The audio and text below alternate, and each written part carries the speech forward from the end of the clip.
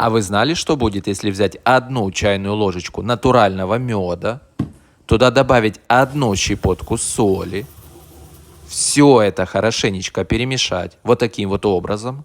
Перемешать необходимо так, чтобы вся соль растворилась в меде. После того, как все это мы перемешали, добавляем пару капель сока лимона или лайма. Затем необходимо тоже все это тщательно перемешать. Как только все эти ингредиенты смешались, необходимо эту ложку принять вовнутрь.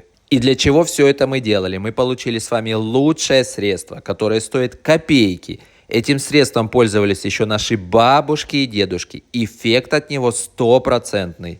Это действительно классное средство, помогает от любого кашля. От мокрого, сухого, полусухого, помогает на все 100%.